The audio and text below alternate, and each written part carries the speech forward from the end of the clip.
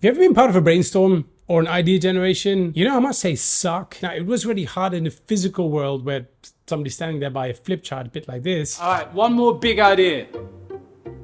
The next idea is going to have to be very creative. Angela? Which could already be a challenge because very often you get groupthink. It's like 10 people in the room and usually the people with the biggest paychecks talk the most. So let's show you a simple thing you can do online, a simple idea generation technique, which will make sure that at first you have choices. Because if you want to select the right solutions, well, first you need a bunch of potential ideas, whether they're right or wrong. You don't know that yet. You need to go, this is in, that's in. Once you have a bunch of choices, well, only then can you figure out which ones are going to work. Very often what happens is one person is trying to build an idea, and the other person is trying to analyze it. Never works.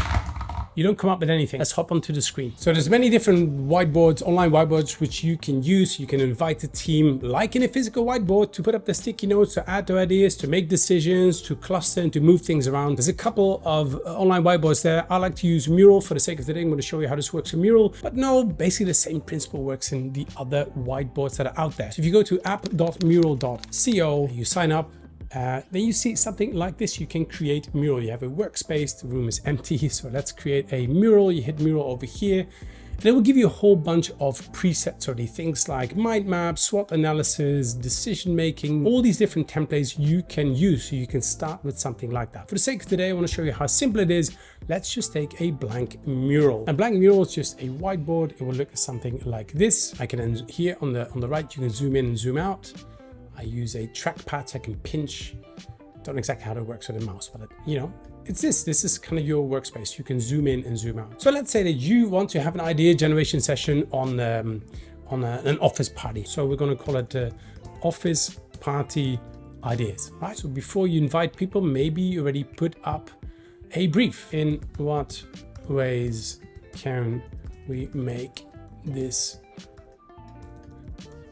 office party the best one ever? I can then change the fonts if I want, so I can go in here and say, fine, let's pick a cool kind of here, Lint McCree. I don't even know what that is. Let's make it a bit bigger. So this is the brief that we have. Should we change the background here?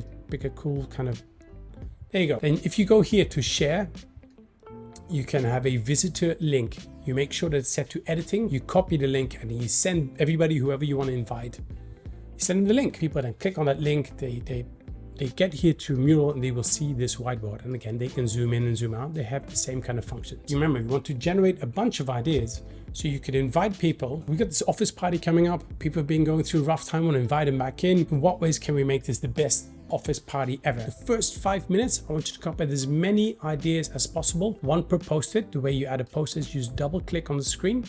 There you go. If I zoom in a bit, it just created a post-it. One is to have add a petting zoo. That's one of my ideas. Whether it's a good idea or not, it doesn't really matter. And double click over here. I can change the color of these post-its to something else, whatever here, nice and green. And just double click on that and I can add another idea. So free flow chocolate fondue. Is that what you call like a chocolate fondue fountain thing, whatever it is. And all you're asking people to do is add one idea per sticky note, one idea per post-it, and put it up here so they can add as many ideas as they want. You give people 5 minutes individually by themselves, no right, no wrong. Any idea is in. Let's say you got 10 people in your meeting and each person comes up with 5 minutes, comes up with 10 ideas, right? You already have 100 ideas to start with. Not all of them are going to be the right ideas, but it will give you something to start the meeting with and make sure that you've got a whole bunch of choices. And maybe even give a little prize for like most generated ideas. Make it fun, make it engaging. What you're doing is you're using the